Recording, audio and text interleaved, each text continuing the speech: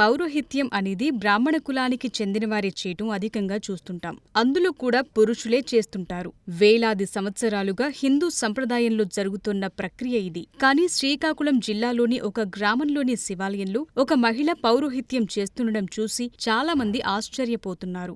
భారతదేశంలో మహిళలు ఇప్పుడు అన్ని రంగాల్లో దూసుకుపోతున్నారు. అంతరిక్షం నుంచి ఆర్టిఫిషియల్ ఇంటెలిజెన్స్ వరకు ఎక్కడ చూసినా మహిళలు పురుషులకు దీటుగా రాణిస్తున్నారు. ఎంత పెద్ద సవాళ్లైనా ఎదుర్కొనేందుకు సిద్ధపడుతున్నారు. కష్టమైన పనైనా ఇష్టంగా చేస్తూ అనుకున్న లక్ష్యం సాధిస్తున్నారు. మహిళలు చాలా అరుదుగా కనిపించే పౌరోహిత్యంలో కూడా ఇప్పుడు మహిళలు వేదమంత్రాలు నేర్చుకుని పురుష పురోహితులకు సవాళ్లు విసురుతున్నారు.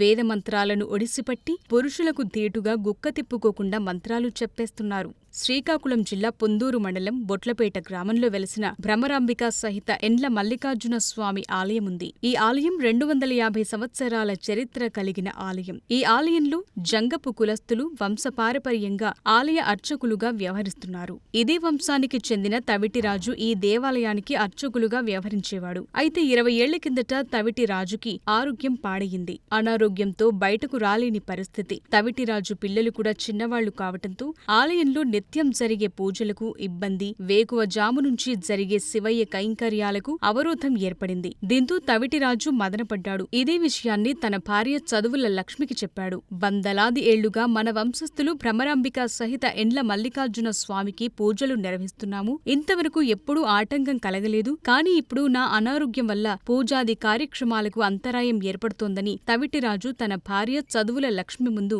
ఆవేదన వ్యక్తం చేశారు. పూజారి బాధను అర్థం చేసుకున్న లక్ష్మి ఇక మీదట తానే శివయ్యకు పూజా కార్యక్రమాలు నిర్వహించాలని నిర్ణయించుకుంది. గత 20 ఏళ్లుగా నిరంతరాయంగా శివాలయంలో పూజలు, ఆ ఊర్లో శుభకార్యాలకు పౌరోహిత్యం నిర్వహిస్తోంది.